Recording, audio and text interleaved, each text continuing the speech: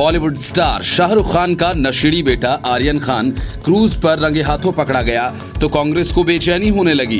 Party के senior नेता शशि थरूर ये चाहने लगे कि आर्यन खान की गिरफ्तारी के बाद लोग शाहरुख खान से हमदर्दी से पेश आएं, आर्यन खान को कुछ न कहें। और इसी वजह से शशि थरूर ने कहा कि शाहरुख के पीछे पड़े लोग जिस तरह से उनकी परेशानी में मजे ले रहे हैं उससे उन्हें घृणा होती है। शशि थरूर ने ट्वीट किया और कहा कि मैं मादक द्रव्यों का कोई प्रशंसक नहीं हूं और मैंने कभी इन्हें लेने की कोशिश नहीं की, लेकिन जिस तरह से शाहरुख खान के बेटे की गिरफ्तारी को लेकर उनके पीछे पड़े लोग उनकी परेशानी में मजे ले रहे हैं, मुझे उससे घृणा होती है। लोकसभा सांसद ने कहा कि लोगों को थोड़ी संवेदनशीलता रखनी चाहिए।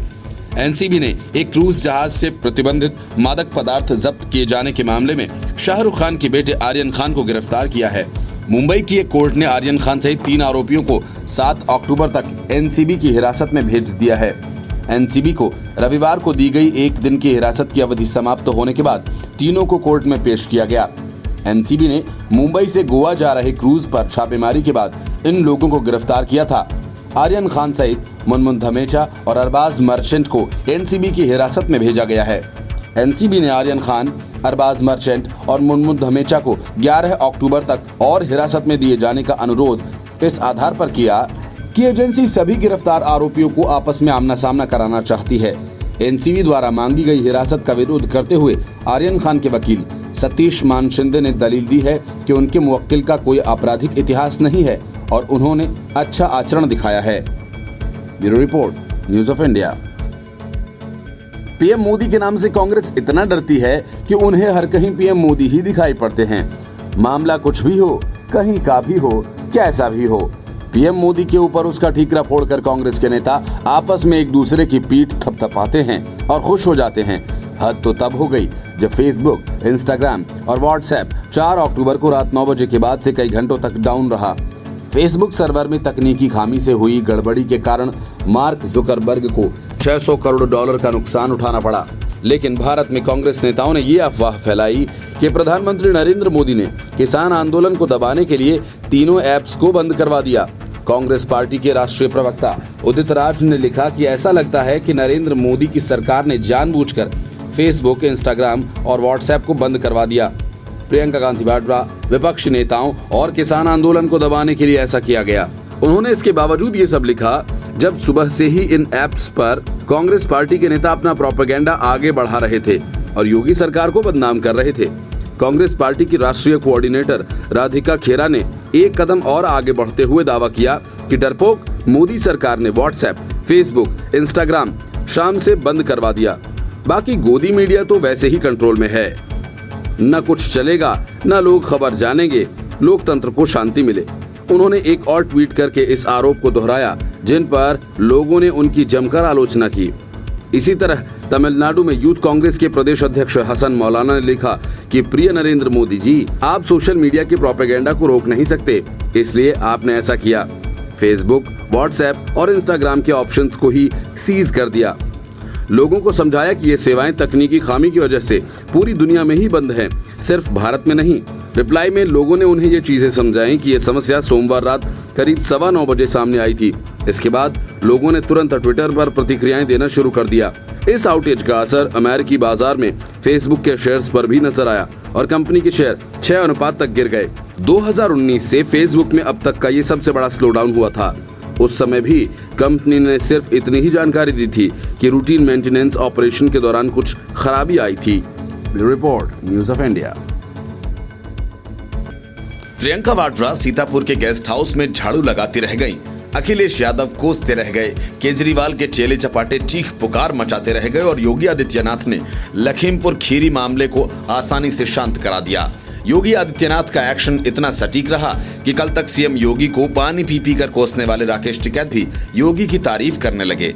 अब जब राकेश टिकैत ने ही सीएम योगी की तारीफ कर दी तो फिर उनके कंधों पर बैठकर वोट के जुगाड़ में उत्पात मचा रहे नेताओं की कौन सी बेसात। सब मन महसूस कर रह गए और उनके हाथ आया एक बड़ा मौका आसानी से फिसल गया। लखीमपुर खीरी में किसानों के विरोध प्रदर्शन के दौरान मचे बवाल और उसके बाद सियासी गहमा गहमी अब थमती नजर आ रही है। घटना के 24 घंटे के भीतर यूपी सरकार ने प्रभावित किसानों को 45 लाख रुपए का मुआवजा और घटना की न्यायिक जांच का आदेश दिया। इसके साथ ही लखीमपुर खीरी में प्रदर्शन कर रहे किसानों का गुस्सा शांत हुआ। इस पूरे घटनाक्रम के दौरान भारतीय किसान यूनियन के नेता राकेश टिकैत लगातार सरकार के अधिकारियों के साथ संपर्क में रहे। सरकार के साथ किसानों की बातचीत के बाद राकेश टिकैत ने प्रदेश सरकार की और मुख्यमंत्री योगी आदित्यनाथ की तारीफ की। राकेश टिकैत ने कहा कि लखीमपुर खीरी में मचे बवाल के बाद प्रदेश सरकार ने तत्काल माहौल को देखते हुए संज्ञान लिया। मुख्यमंत्री योगी आदित्यनाथ ने अपने सारे कार्यक्रम रद्द कर दिए और पूरे मामले की खुद मॉनिटरिंग की। टिकैत ने कहा कि सीएम योगी ने घटना के बाद जिम्मेदार अफसरों को पूरी पावर के साथ मौके पर भेजा ताकि वे किसानों की बात को समझकर उचित निर्णय ले सकें। योगी सरकार ने इन अधिकारियों को पूरी स्वतंत्रता दी ताकि वे किसानों की समस्या को समझ सके और उसके बाद निर्णय लें। यही वजह है कि इस पूरे मामले का 24 घंटे के भीतर समाधान हो सका। लखीमपुर में रविवार को केंद्रीय गृह राज्य मंत्री अजय मिश्रा टोनी के विवादित बयान के खिलाफ बड़ी संख्या में किसान प्रदर्शन करने के लिए जुटे थे। इस दौरान आरोप है कि केंद्रीय राज्य मंत्री के बेटे के समर्थकों ने किसानों की भीड़ पर गाड़ी चढ़ा दी, जिसमें 4 लोगों की मौत हो गई। इसके बाद किसानों ने भाजपा समर्थकों पर हमला कर दिया, जिसमें भी 4 लोगों की मौत हो गई। इसके बाद पूरे लखीमपुर में तनाव का माहौल हो गया, जिस पर संज्ञान लेते हुए सरकार ने एडीजी लॉ एंड ऑर्डर समेत कई अधिकारियों को मौके पर भेजा था। लखीमपुर में हुई घटना को लेकर मचे बवाल से पूरे यूपी में सियासी हलचल बढ़ी रही। विपक्षी दलों के नेताओं ने योगी सरकार के ऊपर किसानों की हत्या करने का आरोप लगाया। इसको लेकर सपा, कांग्रेस और अन्य पार्टियों ने प्रदर्शन भी किया। पुलिस प्रशासन ने विपक्षी नेताओं को लखीमपुर जाने से रोका, जिसको लेकर भी रोष व्यक्त किया गया। Report news of India. Gandhi Vadra चौतरफा मुसीबतों में घिरे हैं। एक तरफ पार्टी टूट के करीब है तो दूसरी तरफ अरबों डॉलर के घोटाला मामले में गांधी परिवार के करीबी फंसते दिख रहे हैं। असल में दुनिया की 14 कंपनी से मिली लगभग 1 करोड़ 20 लाख फाइल्स की समीक्षा में सामने आया है कि गांधी परिवार के नजदीकी और कांग्रेस के नेता कैप्टन सतीश शर्मा की विदेशों में कई अघोषित संपत्तियां हैं। पैंडोरा पेपर्स के नाम से international consortium of investigative journalist यानी CIJ ने ये रिपोर्ट जारी की है, जो 117 देशों के 150 मीडिया संस्थानों के 600 पत्रकारों की मदद से तैयार की गई है। विश्व के प्रभावशाली एवं भ्रष्ट लोगों ने हजारों अरब डॉलर की अवैध संपत्ति को छुपाने के लिए विदेशों में खातों का इस्तेमाल किया। इस मामले में भारतीय नाम आने के बाद केंद्रीय प्रत्यक्ष कर बोर्ड यानी CBDT ने कहा कि पैंडोरा पेपर्स संबंधित मामले की CBDT चेयरमैन की अध्यक्षता में विभिन्न जांच एजेंसियों का समूह जांच करेगा। दरअसल पैंडोरा पेपर्स मामले में विश्व के सैकड़ों नेताओं, अरबपतियों, मशहूर हस्तियों, धार्मिक नेताओं और ड्रग तस्करों के निवेशों का खुलासा किया गया है। इन निवेशों को पिछले 25 साल से हवेलियों, समुद्र तट पर बनी विशेष संपत्तियों, नौकाओं और अन्य संपत्तियों के माध्यम से छुपा कर रखा गया था। रिपोर्ट के अनुसार 1995 में कैमेन आइलैंड पर जन जैगर्स ट्रस्ट नाम से बनाई गई संस्था में कैप्टन सतीश शर्मा के परिवार के कम से कम 10 सदस्य लाभार्थी में शामिल हैं। उनमें उनकी पत्नी, स्टेरे, बच्चे और नाती पोते भी शामिल हैं। ट्रस्ट को बाद में न्यूजीलैंड के कानून के तहत भी पंजीकृत किया गया था। इसके अलावा एक और ट्रस्ट था जिसे अक्टूबर 2015 में बनाया गया था। उस समय शर्मा कांग्रेस के राज्यसभा सदस्य थे।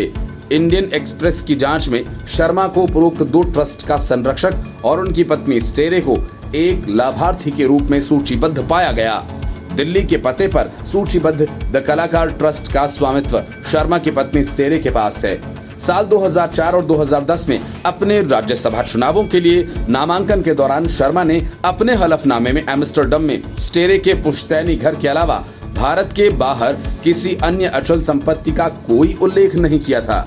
रिपोर्ट में दस्तावेजों का हवाला देते हुए कहा गया कि शर्मा ने तीसरे पक्ष के खातों के माध्यम से विभिन्न संस्थाओं को 0.9799 मिलियन यूरो, 0.1885 मिलियन अमेरिकी डॉलर और 2 लाख सिंगापुर डॉलर का भुगतान करने के लिए सहमति दी।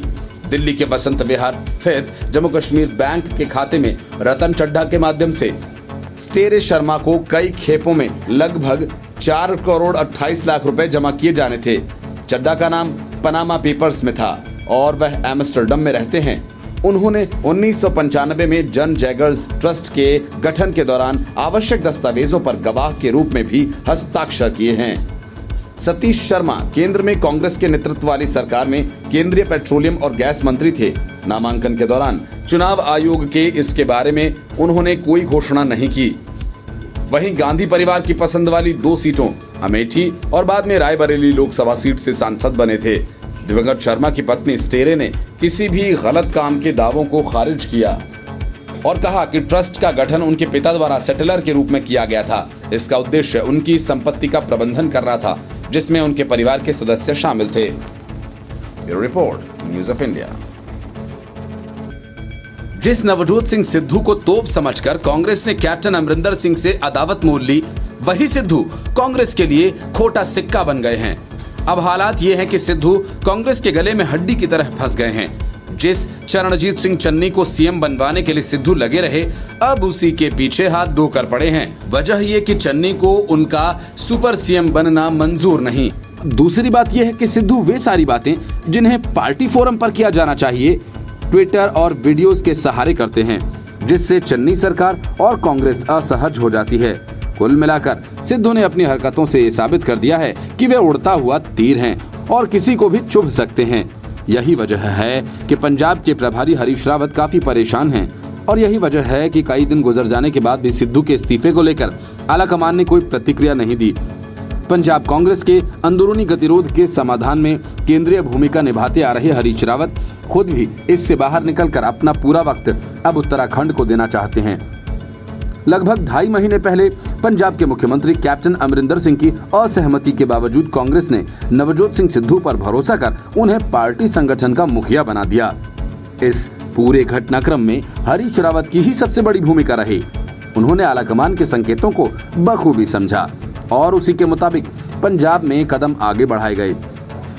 संभवतया पार्टी की सोच कैप्टन के खिलाफ संभावित एंटी इनकम्बेंसी को चुनाव से पहले कम करने की रही। तब कांग्रेस को पूरी उम्मीद थी कि सिद्धू धीरे धीरे कैप्टन से पटरी बिठा लेंगे और चुनाव में जाने से पहले सब कुछ ठीक हो जाएगा। कांग्रेस ने अपनी चुनावी संभावनाएं पुख्ता करने के लिए कैप्टन अमरिंदर सिंह जैसे दिग्गज को दरकिनार कर सरकार में नेतृत्व परिवर्तन जैसा अहम कदम तक उठा दिया। नेता विधायक दल के तौर पर भी सिद्धू के ही नजदीकी चरणजीत सिंह चन्नी को चुना गया। यहाँ तक तो सब सामान्य ही नजर आ रहा था, मगर इसके बाद प्रदेश प्रभारी हरीश रावत ने चन्नी को अनुसूचित जाति के चेहरे के रूप में स्थापित करते हुए एक बयान दिया, जिससे सिद्धू को झटका लगा। इससे विधानसभा चुनाव के बाद कांग्रेस के सत्ता में आने की स्थिति में उनके खुद के मुख्यमंत्री बनने की महत्वाकांक्षा धूमिल पड़ती दिखी। शायद इसीलिए सिद्धू ने बिना आलाकमान से बात किए इंटरनेट मीडिया के जरिए प्रदेश अध्यक्ष पद से अपने इस्तीफे का ऐलान कर डाला। हरीश रावत, जिनकी सिद्धू को पंजाब कांग्रेस की कमान सौंपने में सबसे अहम भूमिका रही थी, उन्हें भी सिद्धू ने विश्वास में नहीं लिया। इस बात की पुष्टि स्वयं रावत ने की। उन्होंने स्वीकार किया कि उन्हें इस्तीफे के बारे में पहले से कोई जानकारी नहीं थी। इससे रावत ने खुद को आहत महसूस किया। सिद्धू का ये अप्रत्याशित कदम कांग्रेस आलाकमान को भी नागवार गुजरा। इसके बाद ही रावत का पंजाब दौरा स्थगित किया गया और वह उत्तराखंड लौट आए। पंजाब कांग्रेस की नवीनतम स्थिति और सिद्धू के इस्तीफे पर हरीश रावत ने बस इतना ही कहा कि पार्टी के एक वरिष्ठ नेता को पंजाब भेजा गया है। मुख्यमंत्री चन्नी के माध्यम से बातचीत कर विवाद का समाधान करने की कोशिश की जा रही है। चन्नी और सिद्धू के बीच बातचीत हुई है।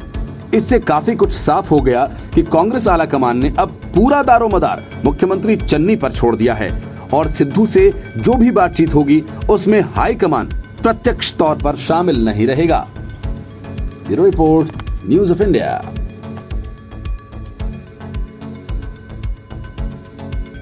परगट सिंह सिद्धू से भी ज्यादा मतलब परस्त नेता हैं। ये बात अब किसी से छिपी नहीं है।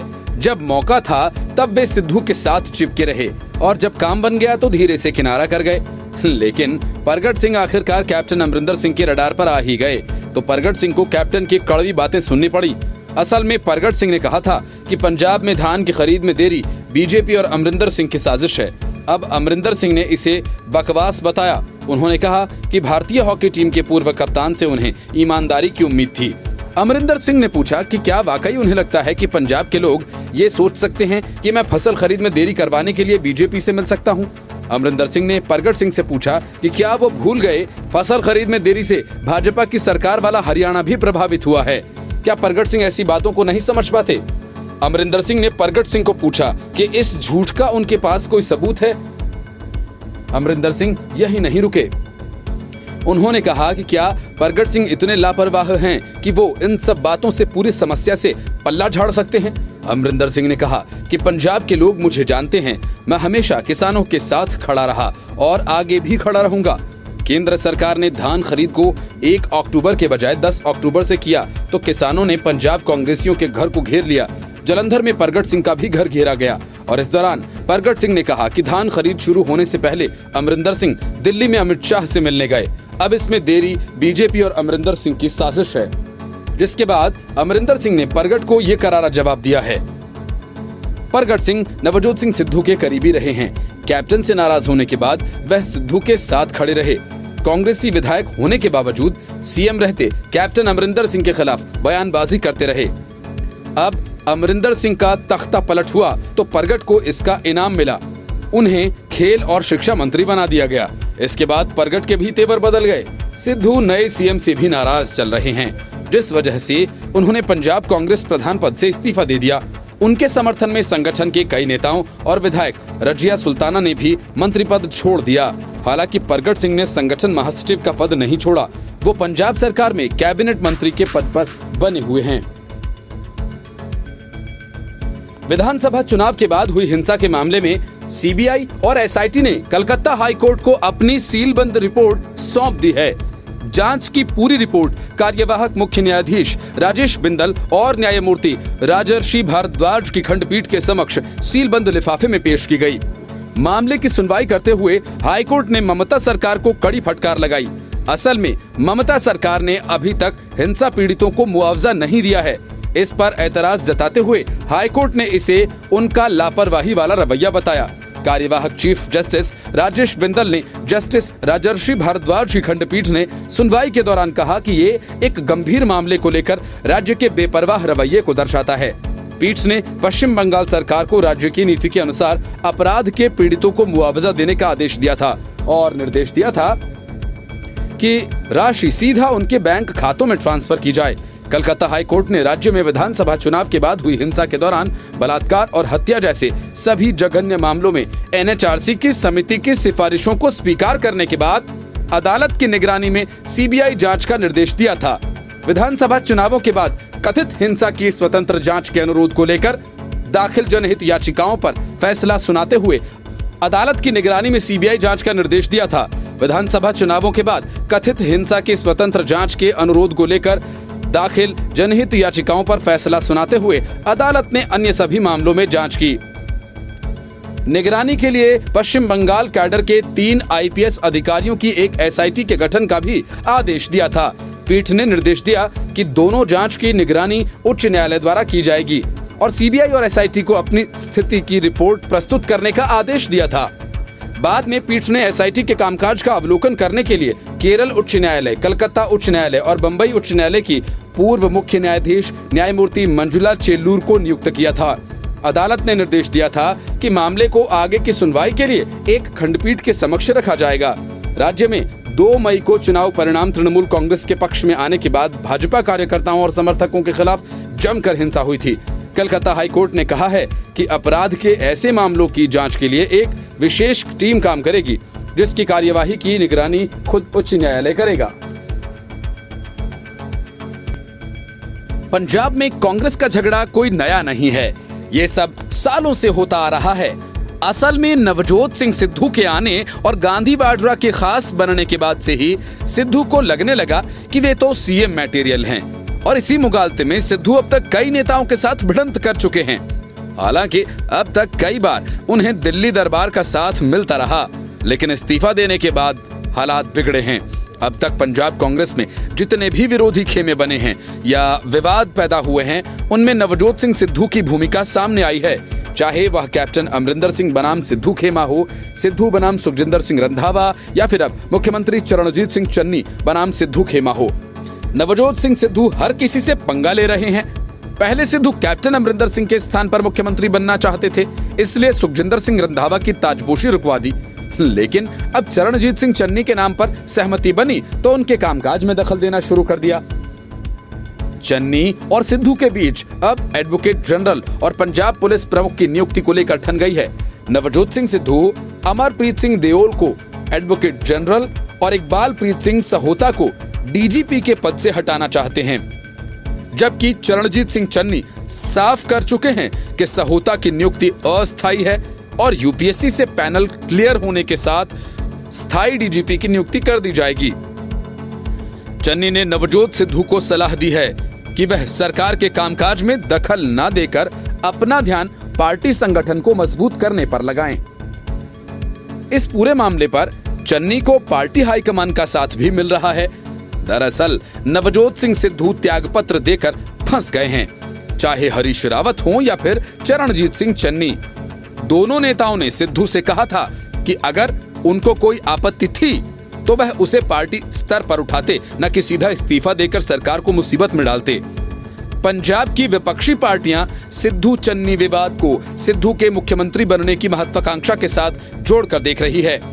अकाली दल के उपाध्यक्ष डॉक्टर दलजीत चीमा के मुताबिक कांग्रेस ने चरणजीत सिंह चन्नी को मजबूरी में मुख्यमंत्री बनाया है, जो नवजोत सिंह सिद्धू को रास नहीं आ रहा है। उन्होंने कहा कि उनकी हमेशा से ये इच्छा रही है कि वह मुख्यमंत्री बने। कांग्रेस प्रचार कर रही है कि उसने एक दलित को मुख्यमंत्री बनाया, लेकिन राज्य के कांग्रेस अध्यक्ष को ये मंजूर नहीं। चन्नी को बतौर मुख्यमंत्री काम करते देख सिद्धू को अच्छा नहीं लग रहा। अब 2022 के चुनाव का भी शोर आ रहा है। इन चुनावों में पार्टी की सरपरस्ती कौन करेगा और पार्टी का चेहरा कौन होगा? सिद्धू की महत्वाकांक्षा बहुत ज्यादा है और वह कोई भी समझौता करने को तैयार नहीं। सिद्धू का सिर्फ और सिर्फ एक ही निशाना है और वह है सत्ता की भूख। हरपाल चीमा ने तो सोनिया गांधी को पंजाब में एक सुपर सीएम का पद सृजित करने की सलाह दी है, ताकि नवजोत सिद्धू की महत्वाकांक्षा पूरी हो सके। उन्होंने कहा कि नवजोत सिद्धू लंबे अरसे से कुर्सी के लिए लड़ रहे हैं, वह कुर्सी के पीछे भाग रहे हैं। पहले वह कांग्रेस अध्यक्ष बनने के लिए संघर्ष करते रहे, फिर मुख्यमंत्री की कुर्सी पर बैठने के लिए। सिद्धू पंजाब के मुद्दों की बात नहीं करते, सिर्फ कुर्सी की बात करते हैं। मेरी तो सोनिया गांधी से अपील है कि तुरंत एक सुपर सीएम की पोस्ट क्रिएट करके सिद्धू को दे दी जाए, क्योंकि उनको हजम ही नहीं हो रहा है कि उनके सिवा कोई और व्यक्ति पंजाब के मुख्यमंत्री की कुर्सी पर बैठे। कई दिनों से जारी सिद्धू और सीएम चन्नी के बीच विवाद अब खत्म होने वाला है। सुलह सफाई की तमाम कोशिशों के बाद सिद्धू ने अपनी अकड़ दिखानी बंद नहीं की, तो अब सोनिया गांधी उनका इस्तीफा मंजूर करने के मूड में हैं। सिद्धू की जगह रवनीत सिंह बिट्टू को प्रदेश कांग्रेस की कमान दी जाने वाली है। दागदार अधिकारियों और मंत्रियों की नियुक्ति पर मतभेद को लेकर सिद्धू ने 28 सितंबर को कांग्रेस की पंजाब इकाई के अध्यक्ष पद से इस्तीफा दे दिया था। अगले दिन सिद्धू ने एक वीडियो जारी कर सार्वजनिक तौर पर अपना गुस्सा जाहिर किया था। दरअसल चरणजीत चन्नी सरकार में वरिष्ठ आईपीएस अधिकारी इकबालप्रीत सिंह सहोता को पंजाब पुलिस के महानिदेशक का अतिरिक्त प्रभार दिया गया है। सहोता को प्रभार दिए जाने से नाराज सिद्धू ने कांग्रेस की पंजाब इकाई के अध्यक्ष पद से इस्तीफा दे दिया था। सहोता फरीदकोट में गुरु ग्रंथ साहिब की बेअदबी की घटनाओं की जांच के लिए तत्कालीन अकाली सरकार द्वारा 2015 में गठित एक विशेष जांच दल के प्रमुख थे। 30 सितंबर को सिद्धू मुख्यमंत्री चन्नी से मिलने के लिए पटियाला से चंडीगढ़ आए थे। चन्नी ने 29 सितंबर को सिद्धू से बात करके समस्याओं को बातचीत के जरिए सुलझाने की पेशकश की थी। एक कोऑर्डिनेशन कमेटी भी बनाई। चन्नी के साथ मुलाकात से पहले कांग्रेस नेता नवजोत सिंह सिद्धू ने राज्य के नए डीजीपी पर निशाना साधा और आरोप लगाया कि डीजीपी ने बेअदबी मामले में 2 युवा सिखों को फंसा दिया और बादल परिवार के लोगों को क्लीन चिट दे दी। सिद्धू ने राज्य के नए महाधिवक्ता एस देओल की नियुक्ति पर भी प्रश्न खड़े किए, जो 2015 में पूर्व पुलिस महानिदेशक सुमेध सिंह सैनी के वकील थे। इन विवादों को सुलझाने के लिए 30 सितंबर को मुख्यमंत्री और सिद्धू ने बैठक की थी, जिसके बाद ये निर्णय लिया गया था कि राज्य सरकार के सभी प्रमुख निर्णय लेने से पहले सलाह के लिए एक समन्वय समिति का गठन किया जाएगा। मोरिंडा में राज्य सरकार के एक कार्यक्रम से तर चन्नी ने कहा, डीजीपी के पद पर स्थायी रूप से नियुक्ति अभी की जानी है। उन्होंने कहा कि मैंने सिद्धू साहब को बताया है और उन्हें भी पता है कि डीजीपी की नियुक्ति के लिए 30 साल की सेवा पूरी करने वाले पुलिस अधिकारियों के नाम केंद्र सरकार को भेजे गए हैं, लेकिन सिद्धू पर इन बातों का कोई असर नहीं पड़ा। नतीजा ये हुआ कि सिद्धू न गांधी वाड्रा के रहे और न ही चन्नी के। Bureau report, news of India.